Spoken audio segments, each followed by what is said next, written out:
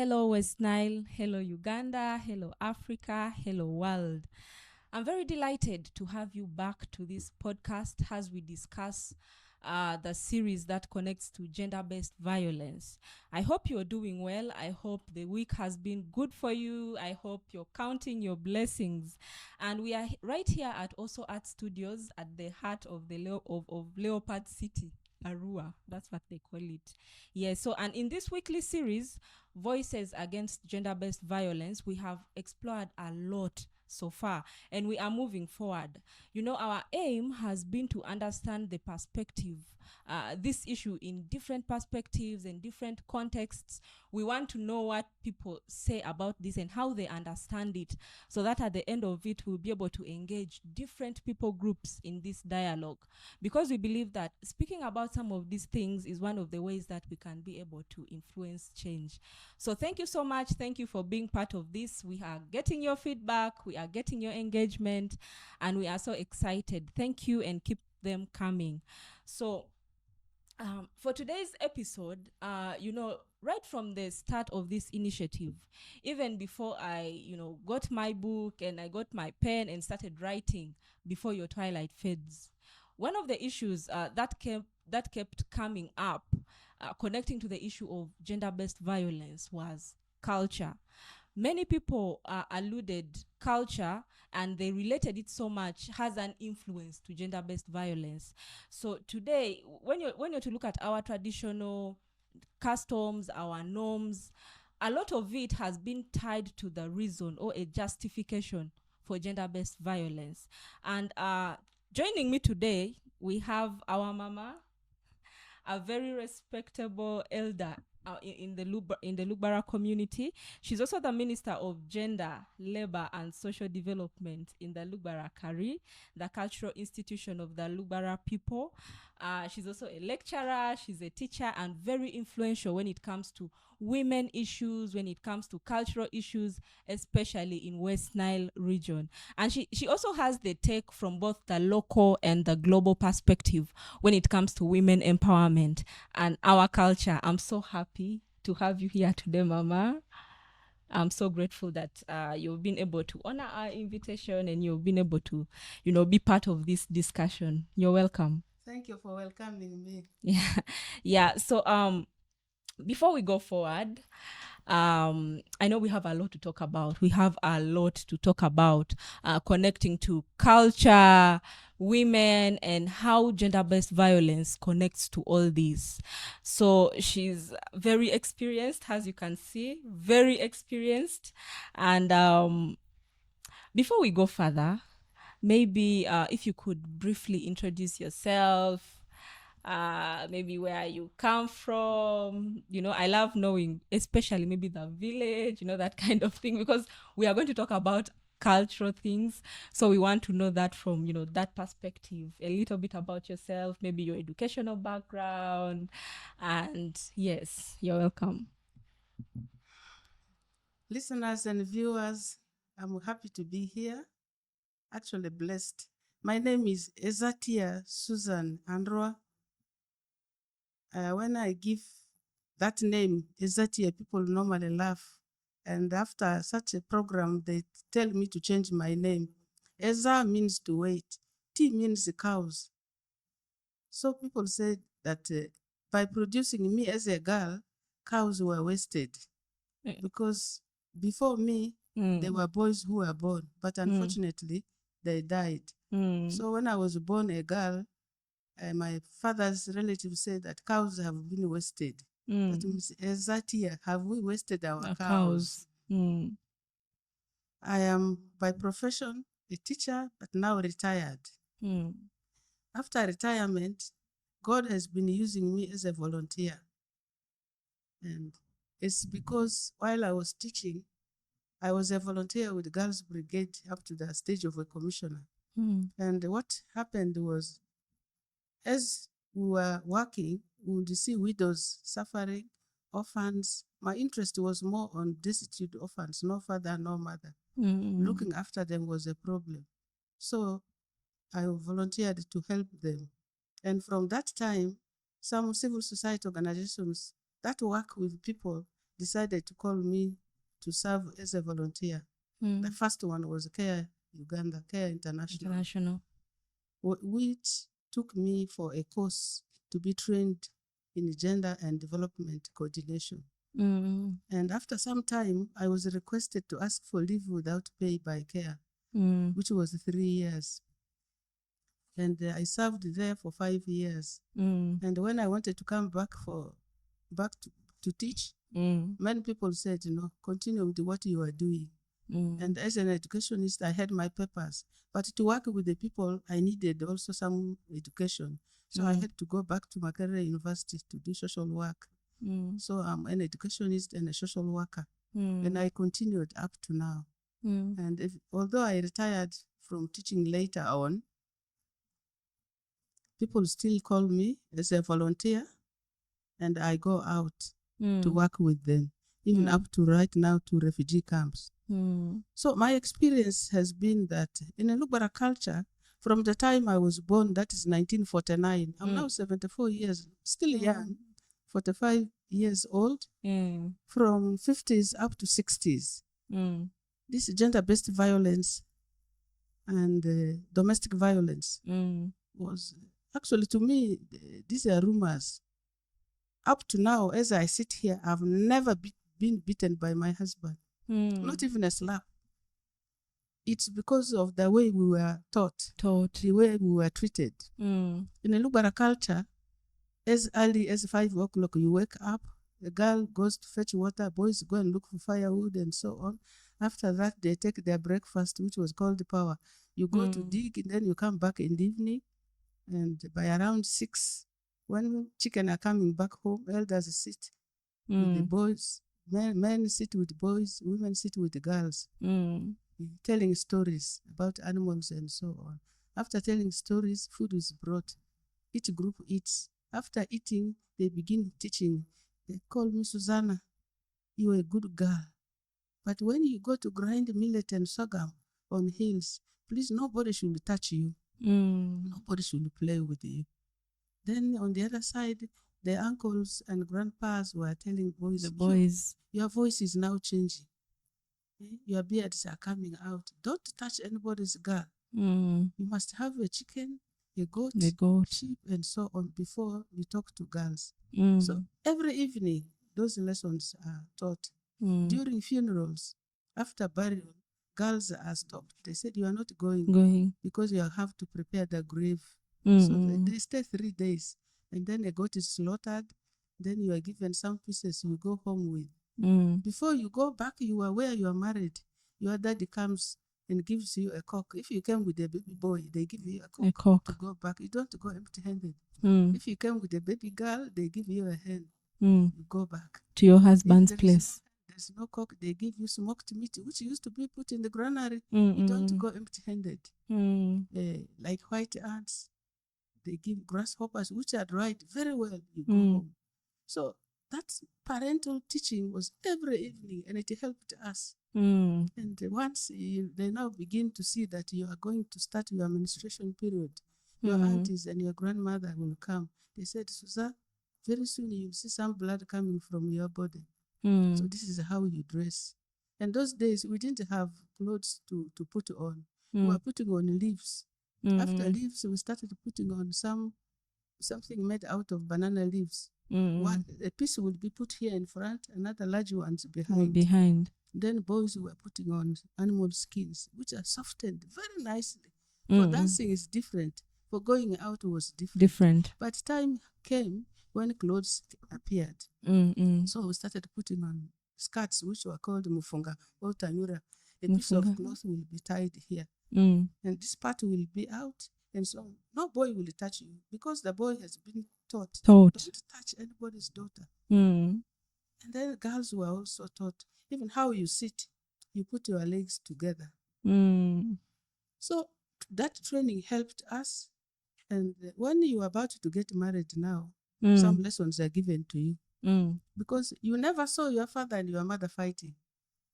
That spirit of fighting was not there. Because if there was a problem at home, food is late or salt is too much, the man will say, why is the salt very high? What happened? And when he refuses to eat, you as a wife, you go to your mother-in-law, please go and tell your son to forgive me. I didn't do it intentionally. If she does it 2 times or 3 times, this time it goes to the aunties. This girl, cooking is becoming a problem before anything happens. So the go-between is brought. This girl was well behaved. She's very hardworking, but cooking is her problem. Then in other areas, cooking is okay. She's friendly, but the girl is very lazy, wakes up late. Then you don't beat her, and the girl does not, complain or quarrel or insult the man, but they still go to the go-between. Go-between suffered because the go-between is the person who brought them together. So we had all those conflicts solved very softly. And we didn't know fighting and so on, quarreling. It wasn't there. At least 1950s and 60s, it was very, very moderate. But today, this gender-based violence has come. And the people have been coming to me. Gender-based violence has come because you, Suzan, you brought a women empowerment program.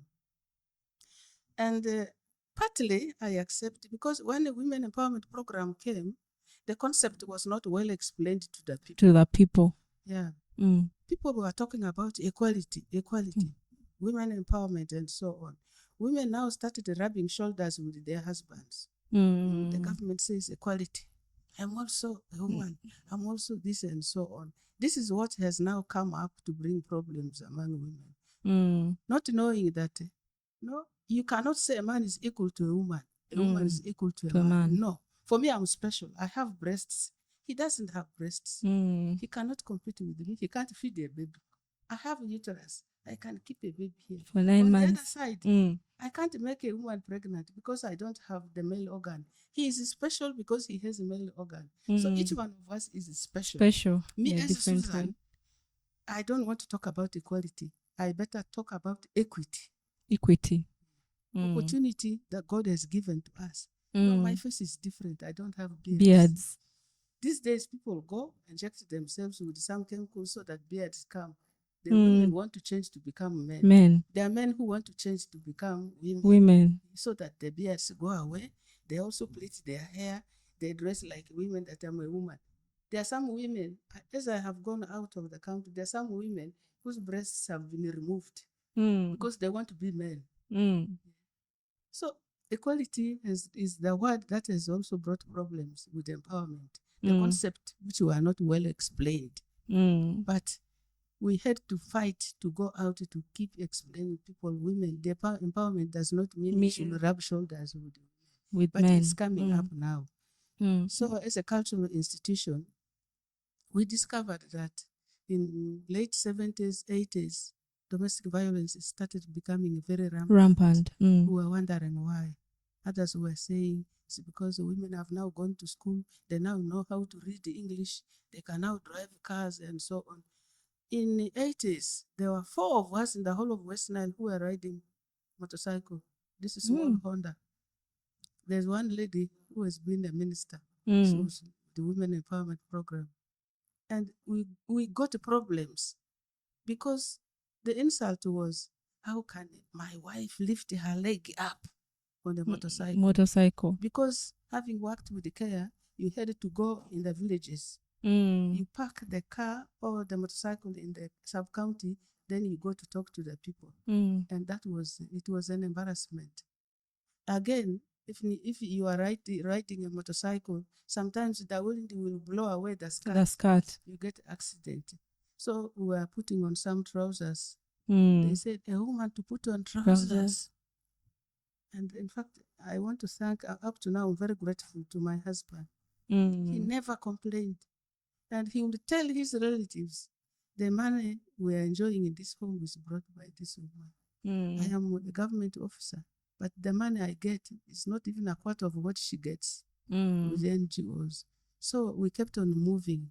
Now in Lugbara Kari, we have come up with some pronouncements about this gender-based violence, physically, economically, socially, where women don't talk and so on. The woman has a right to talk. Because in some homes, I went, a husband may be a working person, they prepare a bed to sleep on a mattress. But because they cannot talk, they talk through writing letters. If the food is finished, the woman will write a letter and ask children, go and give it to your daddy. And then the man will also write a letter and give it to the woman because they can't talk. Because the man says, it's not my duty. The woman says, you brought me. Why didn't you marry your sister? Why did you bring me here? In other homes where I have gone to solve this domestic violence conflicts, a bed is made, it is put in the middle. Those days, beds were made, it is put near the wall. The woman sleeps on the side of the wall. The man sleeps here, so that if she refuses to have sex, the man will actually block her. She cannot come. But these days, there are some areas where a bed is put in the middle. A piece of timber is in between. the middle. The man comes from the left, he sleeps there. The woman comes from the right side, sleeps there. When it is daylight, each person goes because they don't talk. But you sleep in the same house. What kind of life is that? That is the violence. Social violence. You don't relate. But outside, you call yourself husband and wife. So those are there. So now, you've taken us back to I love the points where, you took us back to, those years when how things were handled, because most of the association of culture and tradition to gender-based violence has been the point that you brought up, that because of women empowerment, that's why maybe women are stubborn these days, they're not listening to their husbands, and that's why maybe there's a high rate of violence. Or on the other side, even when empowerment was not there, people believe that generally our African culture, I'm not going to say maybe African in whole, I'm going to say, because I am a Madi, Lugbara, our culture is almost the same. So most times they say it is the culture, our tradition somehow, has been violent towards women. So I love the point of how you took us back in time when, in case there were issues, go-betweens, were used to sort out problems, and then the in-laws would be involved, and they would all come in amicably to sort out the issue without fighting. And then you brought in the point of the whole issue of gender-based violence. From your experience, you started seeing it in 70s, was it? Yeah, around 60s, 60s, a little bit 70s, 80s. Yes. So that was actually the question that was going to come next, to explain how things were sorted out previously. So you've already taken us back to that time. So now, connecting to you and your experience with working with women, you brought in the point of you were among the first 4 women in West Nile to ride motorcycles. And at that time, you were working with Care International, and that was in the 80s, probably 90s. In the 90s, early 90s. And I think at that time, the concept of a woman going to school, a woman being empowered, it was almost not there, or it was just trying to catch up. So can you take us back to the history of women empowerment in, I would say, Uganda in whole, but specifically in our region? Okay, the idea of women empowerment was global, and all the continents prepared consultation meetings at country national level, at regional level. Women sat, men sat, they gave their ideas. So it was agreed that all women leaders and experts should meet in Beijing to talk about the women empowerment. And there are 10 points which were discussed in Beijing. I will send you a copy. And the women sat down, came up with their platform that this and that should be done. Because women are human beings. They have their right to enjoy whatever is there. Each culture had its own norms. Some norms are negative and some norms are positive. And in West Nile, we moved. We have Okebu, Aluru, Kakwa, Madi, Lugbara, and we have the Nubian community who have lived here for over 300 years. Yes. If we take the history from Noah's Ark up to this place, as a Christian, I know. Yeah. So each culture had its own system of organizing people. Like in Lugbara, the women were also complaining. If a man beats me, I cry, I threaten him, I'm going back. He runs quickly to buy meat and he eat meat. So they thought that beating a woman is a sign of love. If a man doesn't touch you, it means he doesn't love you. That was a myth. But the fact is, if you are beaten after you have bought a man, Waragi in Lubarati, we call Nguli. After he has drunk the Nguli, he will come and beat you, torture you. You are the one who loses, who suffers, because you have children. So we had to go and explain this to women. Being beaten, being tortured is not a sign of love. When meat is bought, that's not a sign of love. Buying meat is a responsibility of the man, fulfilling his responsibility of looking after the family. So in the past, that is what happened. And when gender-based violence became very rampant, it was because some of the women were also looking for problems. I remember one woman became very rough with the husband. He said, "You brought me here because you couldn't marry your sister, and you have to do everything for me."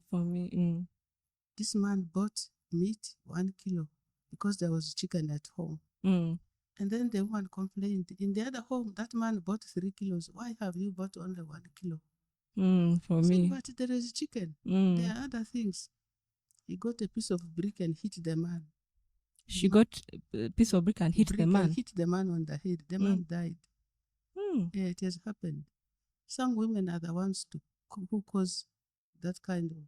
It's because of misconception of women empowerment and equality. And there are also some men who torture women. Because for people in West Nile to sit together with their wife to discuss issues as one-on-one, vis-a-vis, is very difficult. It's only in your bedroom where you can discuss those things. But calling me, Susanna, come and sit here, let's discuss this. Somebody has to be there. Either a mother, an uncle, or a brother has to be there. So when women started learning about women empowerment, seeing other women talking with their husbands, walking in town, and there may be a man holding the baby, they will say, so-and-so's husband is carrying the baby. The woman is holding the handbag. Mine does not. I'm going home. Tomorrow we must also go. Even when going to church, when they see a man and a woman sitting together, they say, that one loves, he's a wife. Mine does not. And so on. It causes conflict. And then also, men also cause it and women also cause it. So this has been there. And in this modern world, there are actually a lot of reasons why conflict and the domestic violence and gender-based violence is happening. In the Lugbara culture, men used to marry from 2 to even 6 wives. There was no conflict. The first wife can be very hardworking, but she's what Dick Sohil said, Mkonogam. She doesn't share things hospitable. With the others. When visitors come, she doesn't entertain them well. The man will say, she's good, she's very hardworking, we have things, but she's not hospitable. So relatives will say, you get another one. Don't chase her away. She has about 2 children. Bring another one. So they look around, relatives will go, so and so in that village there is a girl who is very hospitable, and so on. They will bring that one. So there are 2 women. One is hardworking, one is hospitable. They will say, okay, there is also another one. These 2 are okay. But then there is these 2 are okay, but there is something missing. When she was married, widows were brought, orphans were brought, everybody was introduced that this is your father-in-law, this is your mother-in-law, these are the orphans, look after everybody. But this one, she is good, but she's not respectful. When she's bringing porridge to the father-in-law, she stands. She doesn't kneel. She doesn't kneel. So that's why they were marrying many women. And when they have 2 or 3, if the first wife goes to the garden, the second wife will even bathe the children of the second wife, feed them, and even breastfeeding the baby of the first wife. Because all these children came from one back. That's what the Lugbara said. But time came when things changed.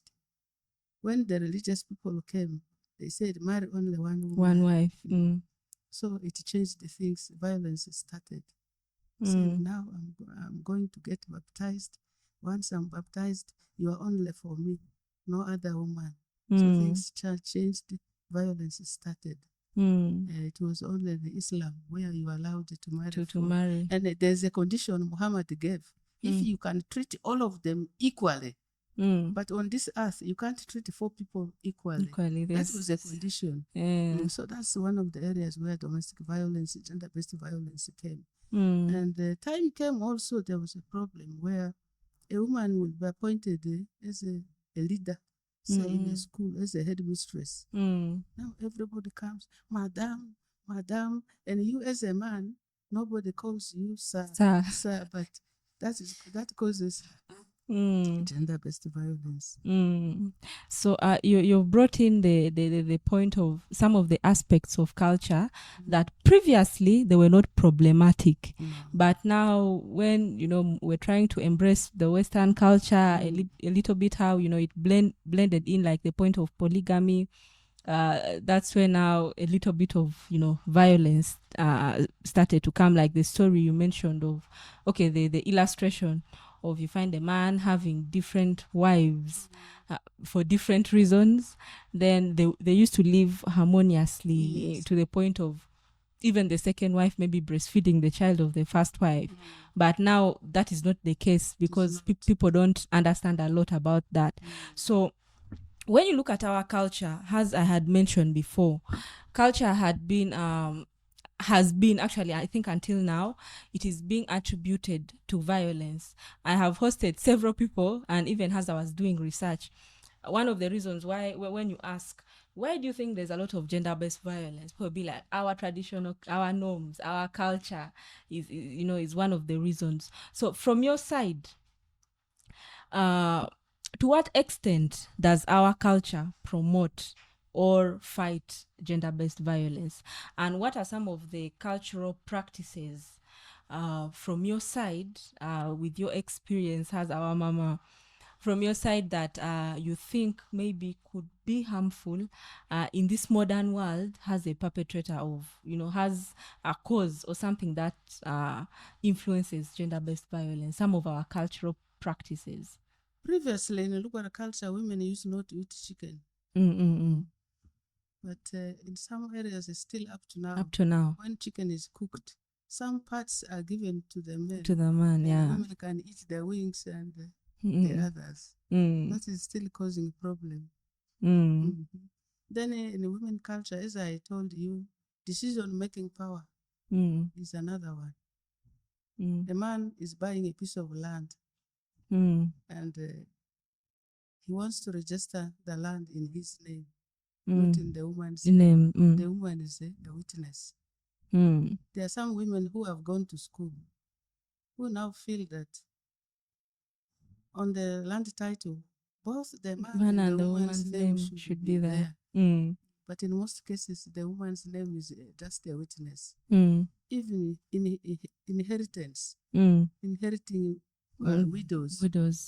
A man dies, leaves a woman with a car, with a house, and so on. What relatives do is they first ask for the number plate card. They ask for the key, ATM card for going to the bank, and so on. Before the man is buried, they collect all those things. And yet, this is the questions I've been asking. Why have you removed everything from this woman, even the land title, and so on? They said, these are our brother's property. And yet today, in this world, even in our region, some women, after marriage, they sit together and develop the home together. They even buy the car together. They buy the land. The woman works, and so on. But when it comes to even separation and death, everything is given to the man's relatives, the uncles or the brothers.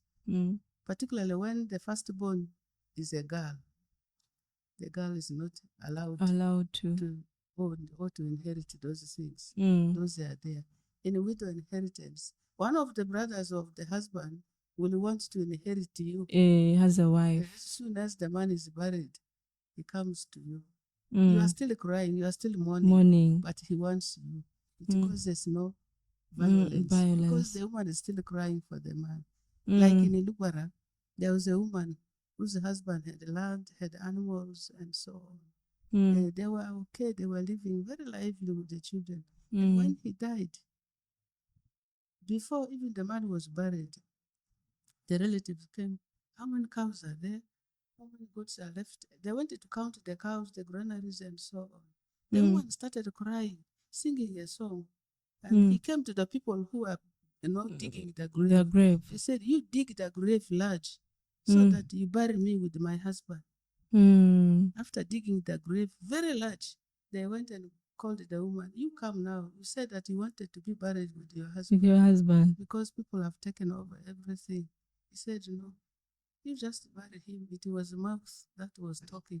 But no, psychologically, she was being tortured. The song is Egabile wala ya masama gonbe. Egabile wala ya masama gonbe. When she was pulled to be thrown in the grave, she said, Ibaba baba faritino yoni. Ibaba baba faritino yoni. That it's only the mouth that has spoken. But don't throw me because my children are there.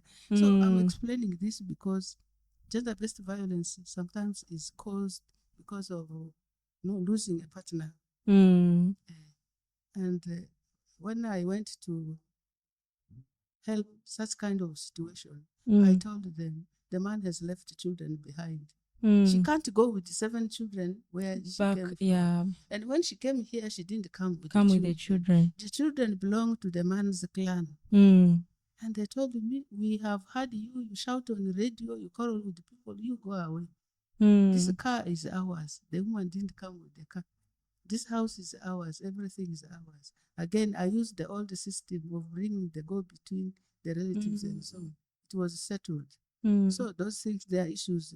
Negative cultural practice of saying that it's only a man who can make a decision for things. That is one of them. And then when the man also, the woman and the man only have girl children, female children, there is no boy.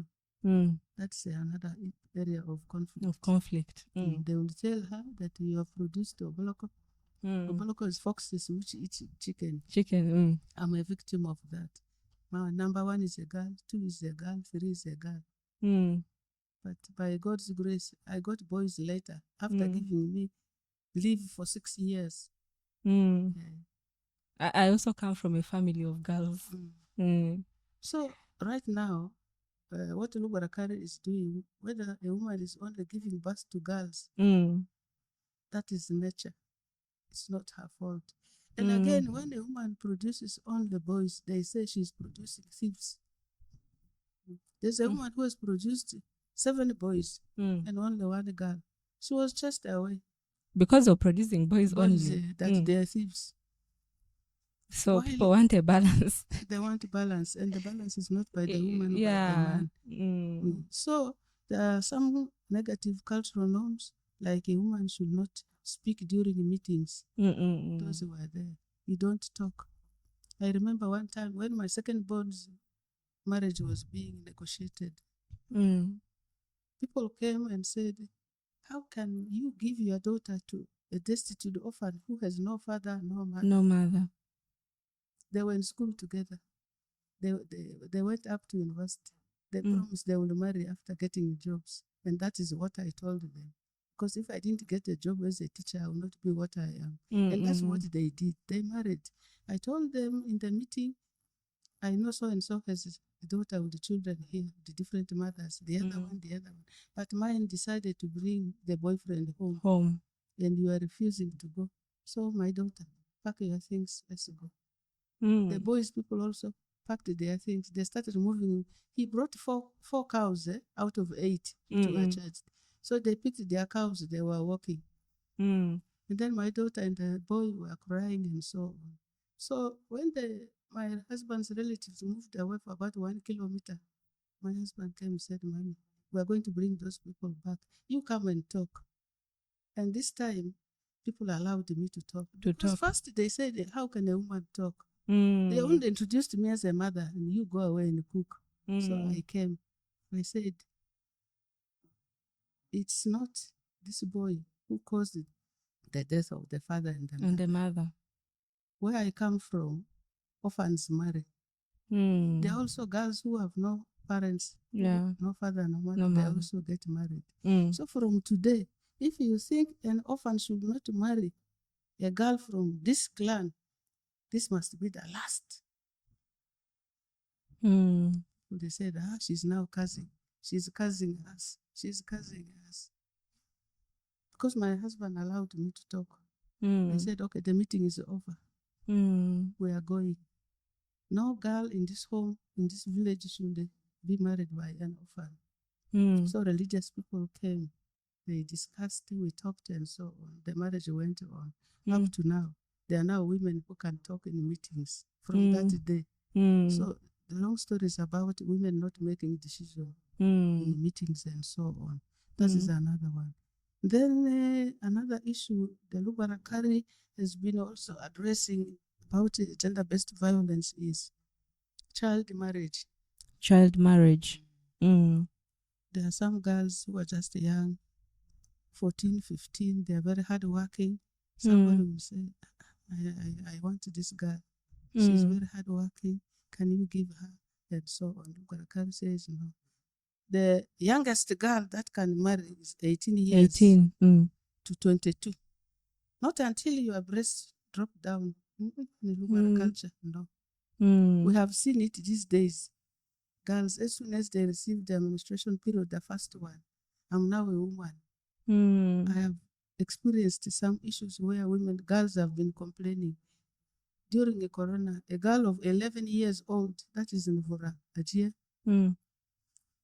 she decided to be, befriended because of what you people call Rolex. She had never eaten the Rolex. So she took Rolex home to her brothers and so the brother said, you go to that man so that he can buy for us Rolex every time. Because of Rolex. So we had to go. We said, we grew with sweet potatoes, fresh cassava and so on. We are strong, we are what we are. What is Rolex about? It caused gender-based violence at home. That the girl is ready for marriage because she has received her period. No. So Lugbara Kari said, not until a girl is 18 and above. No early marriage, no child marriage. So that's some of the pronouncements we have made. And the Lugbara Kari has also come ownership and access to land. In the Lugbara culture, the land is transferred to the first boy. In the culture, the firstborn boy. Not girl. Because one day the girl will go away. To her husband. And then we went down and did survey. When girls are married, where you are married, by nature, you stay for 2 years, no child. They blame the girl. It is the woman who is barren. And yet it could be the man. The man, yeah. So Lugbara Kari says no. Before you chase away the girl who has not given birth, you go for medical examinations. Things have changed. And then there are also some women, as I said, who married, their husbands died. Where you are living, you have been living with your husband, they chase you away. They chase you away. So we have said, we have made a pronouncement that where you were born, where your umbilical was cut, it was buried. That's where you were born. Your father and your brothers must give you land. As a girl. Even if you are okay with your husband, you can be doing other activities at home. You can plant vegetables, you can plant water and so on. It will support your parents and your people. Your brother, who's in control of the dowry that was paid, is the leader, the keeper of the girl's land. That's what Lugbara Kari has done.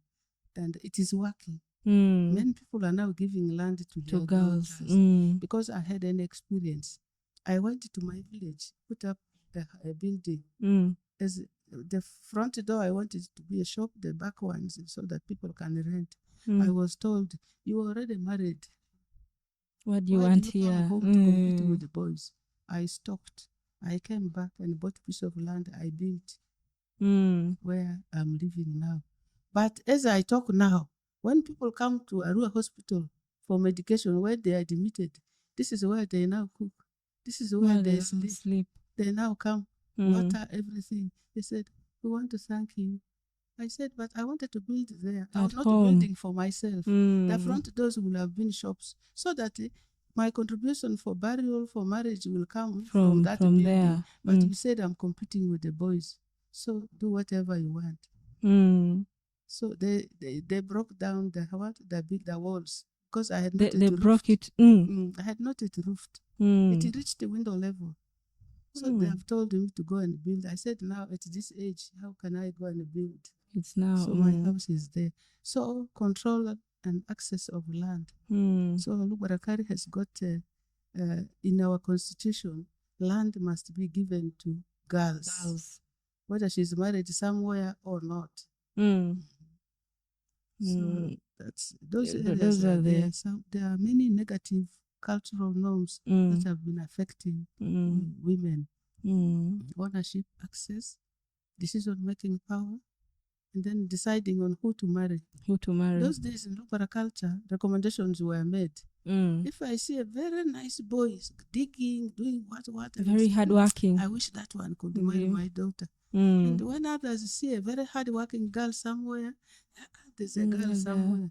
But it was decision which was made by parents, relatives. But things have now changed. People have gone to school. People have learned things. So Lugbara Kari says, no girl should be forced to marry. No boy should be forced to marry. So they should make their own decisions. They know where to meet. And those days, dating and friendship used to take long. The minimum age was 3 years. When you're in school, you learn each other. A girl will go and work for their grandmother, future grandmother, and then the boy will also come and search the house of the future grandmother-in-law. So you know each other very well. When time comes, that's when you marry. But these days, you go to Lugbara Kari for football match, 30 minutes, sweetheart, honey, what, and so on. So in Lugbara culture, we have made a pronouncement. Nothing like giving a girl to somebody because the person has money. No.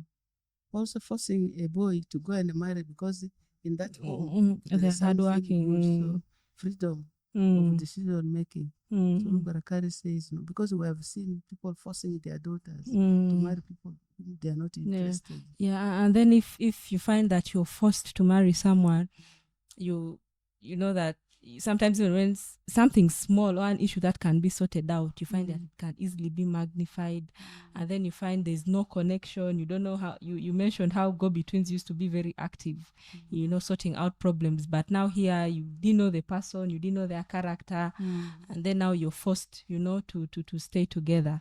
So you've discussed a lot when it comes to what Lugbara Kari is doing in connection to evolving our culture.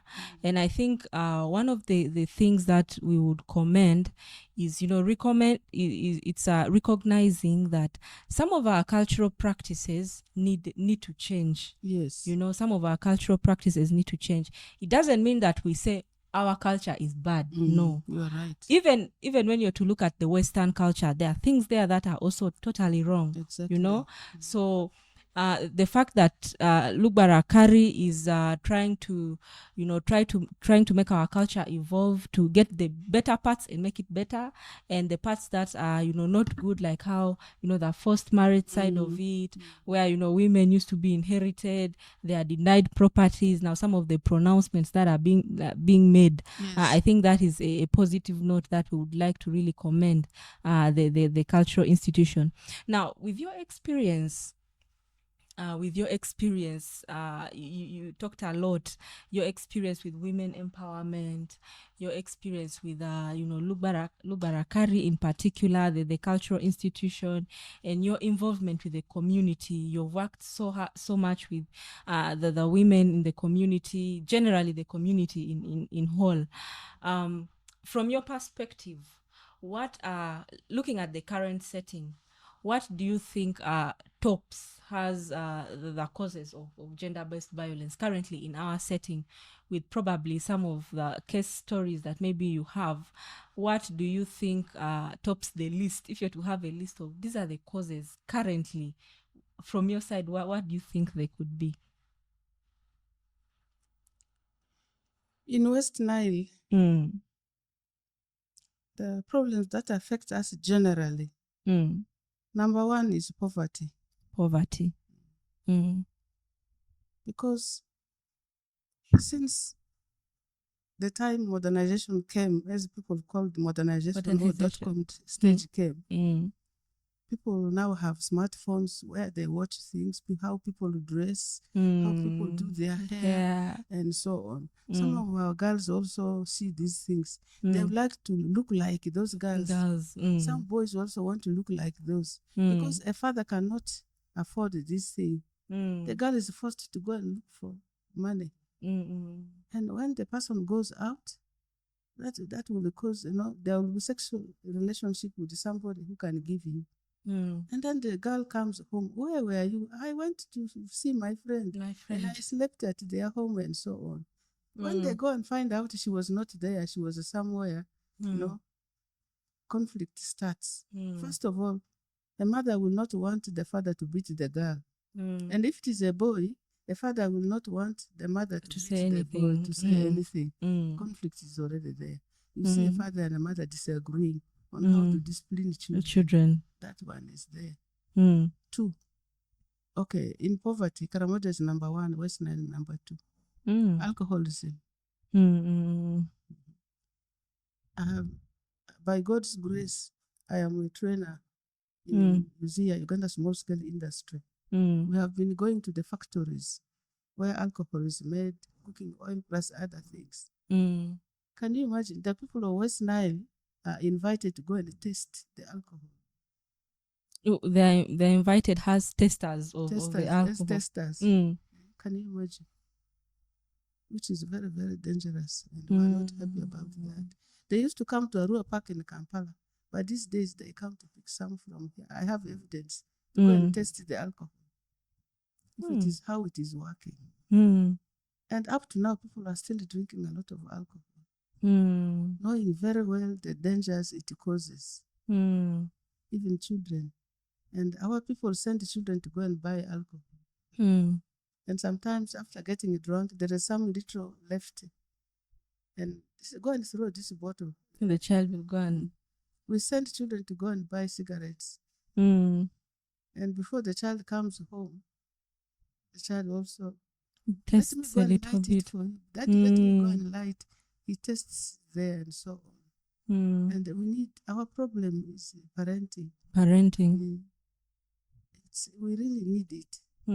Because now, again, because of this problem of poor parenting, children who are in school are now deliberately telling people children's right. Children's right. I have an incident where some children were beating raw mangoes. I told them, please, don't destroy these raw mangoes. Wait until they are ready. And then they said, no. It is our right to do whatever we want. I said, okay.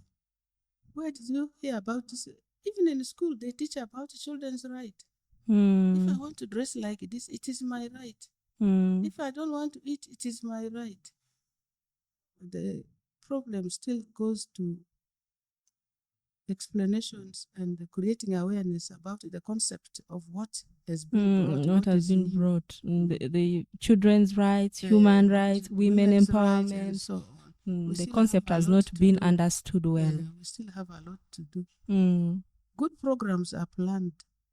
And then again, when people from outside want to come and try to help us, give us support, in education and creating awareness.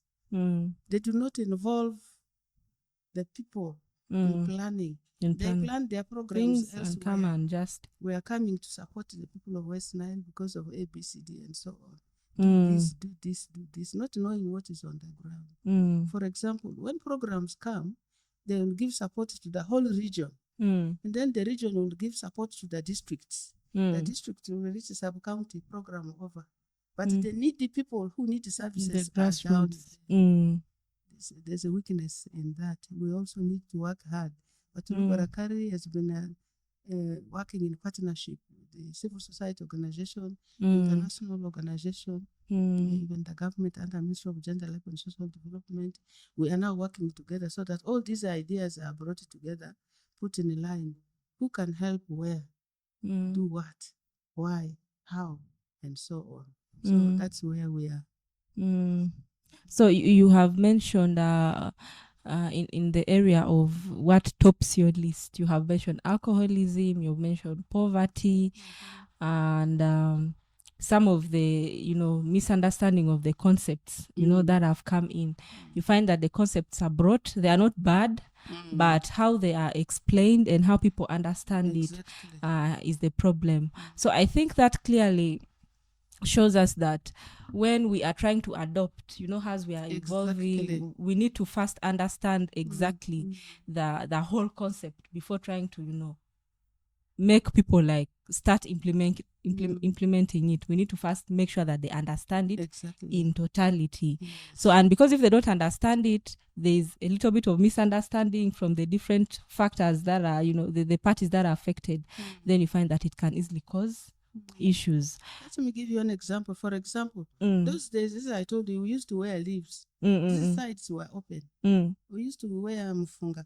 Then the breasts are only covered, but these parts are all open. Nobody raped us. Now today people are saying it is the dressing code, it is a mini, it is a kachupa, it is pulled down, it is what? It is mindset. It's not the dressing itself. People moved naked. And no woman was raped.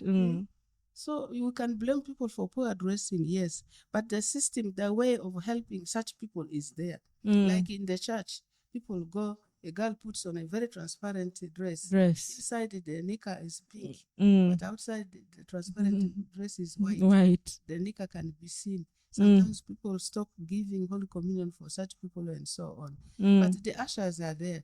People in the church are there. When they are trained, if you see this kind of thing, you call them. People are always at the gate of the church as people enter. If you see a person like this, not well dressed, people might complain. Advice is given then instead of allowing the person to go. Or you interview the person, who is your father, who is your mother? Then you follow them to discuss them. Such is not done. Some of the mistakes are done by us. Who are also in some systems of control. Yeah, so in connection to that, as we wrap this up, I know our viewers out there have learned a lot so much from Mama, including myself. I didn't know those the procedures and how things were sorted out way back, and also the history of women empowerment here in West Nile. For us, we came and got it when it is already there, but we didn't know, the genesis of it and all that. And she has been able to explain for us well, and herself she was also part of, the movement from the beginning. So as we wrap it up, I know some of you maybe you have questions, you have comments, feel free to share it, and we'll be able to get back to you. So now, as we come to the conclusion of this discussion, I know there's a lot that probably we've not talked about, and we are going to, fix time to, scrutinize culture, our tradition, and how we can ensure that it is seen more in a positive note when it comes to some of these things, and how can we better it, how can we improve it. As we come to the conclusion of this discussion, in particular, what message would you give victims of gender-based violence? I'm going to start with victims of gender-based violence, and also probably the perpetrators. one of our major themes in this discussion is the silence that surrounds gender-based violence. People don't want to talk about it, and yet it is happening. You find that the shame that often surrounds it, someone will think, what will my friends say, or what will my people say? And then at the end of it, we've had cases of even people committing suicide, or you find someone being beaten and the person loses their life, or someone is hurt physically to a point that they're affected, like their whole well-being is actually affected. Even children almost lose their lives, or a lot happens. So what message would you give someone out there? Maybe you could look straight away into the camera. And tell them, what message would you have for them, for someone who's out there silently suffering, probably they're fearing to come out, or they don't know where to go or what step to take? Before I give the message, I would like to say that you could look into the camera there.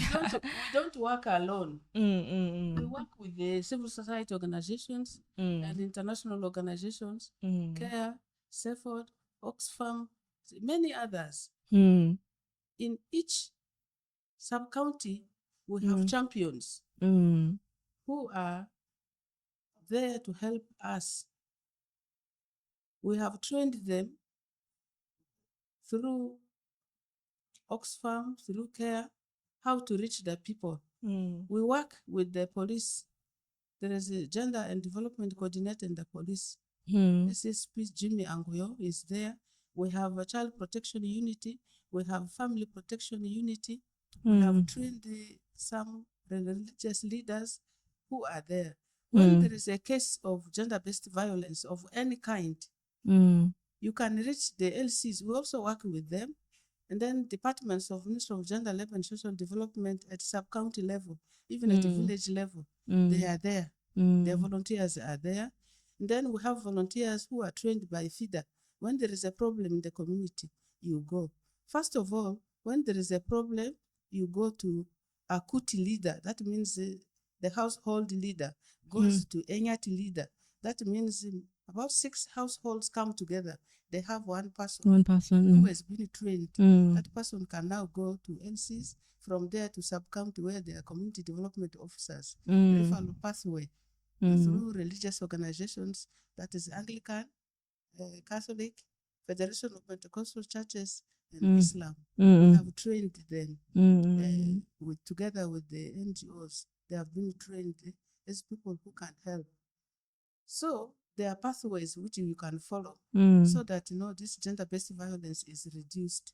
We had pilot projects in Ajia, that is in Evora, and then in Ajia, yes. Then we had another pilot project in Iterego. So where we trained people, we had to go down in the villages to discuss what the problems are. Then we're involved in what we call intergenerational dialogue, where people have been graded according to their ages in concern with the gender-based violence.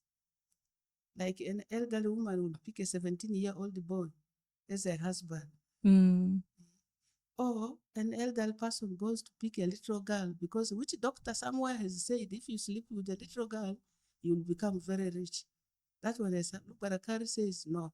So we have all those referral paths which we have pushed out.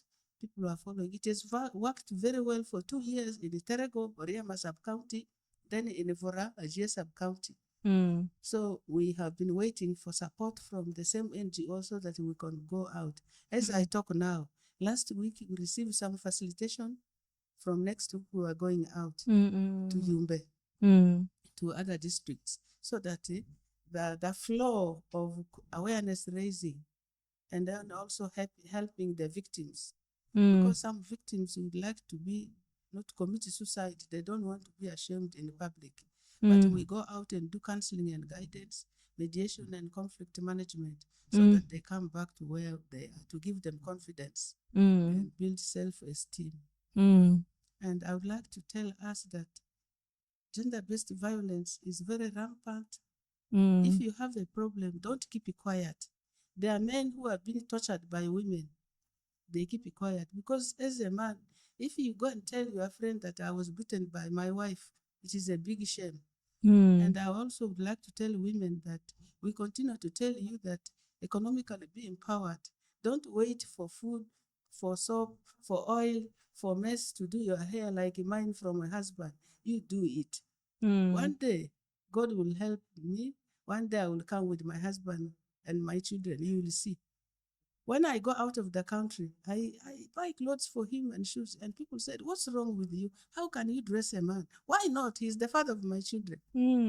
I promised to die with him. And when he also goes out, he does. One time, people from where I married came and found my husband bathing the baby. They said, Mba, what's wrong with you? They said that I had pushed his head between my legs and beating his buttocks in Lugbara.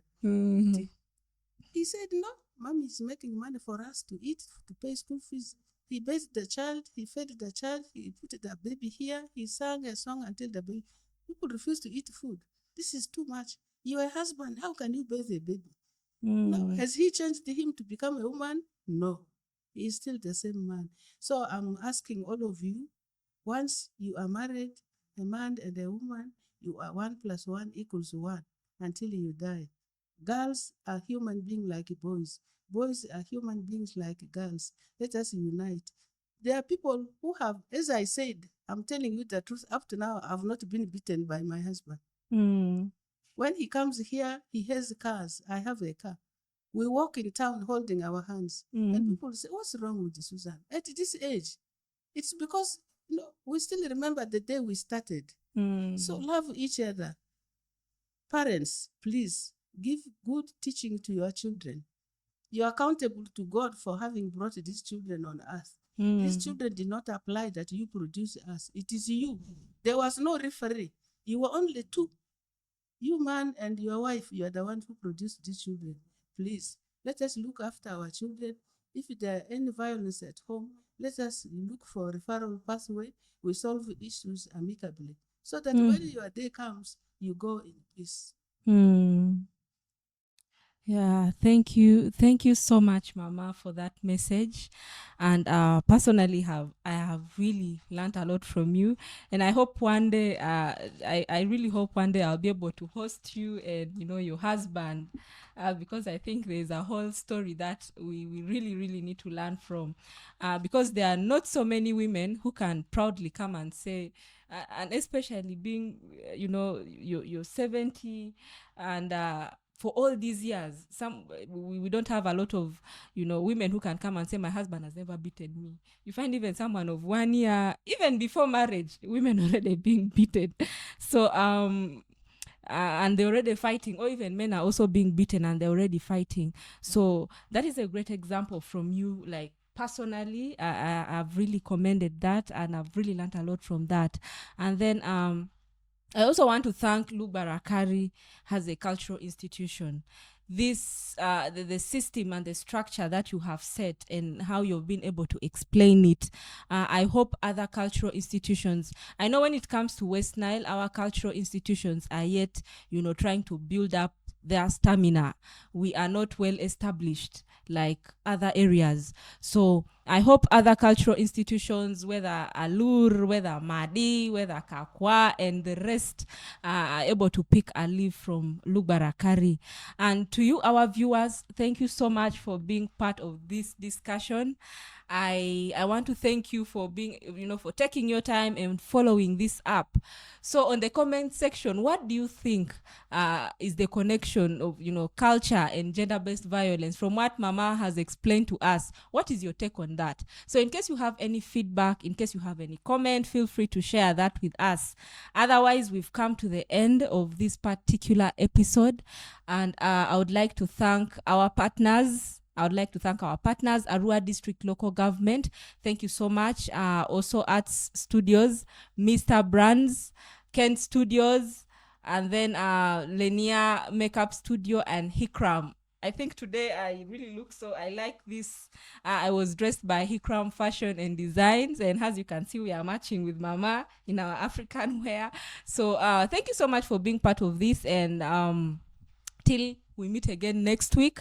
This has been great. God bless you. Take care. Stay safe out there. Stay safe and stay safe. Thank you so much. God bless you.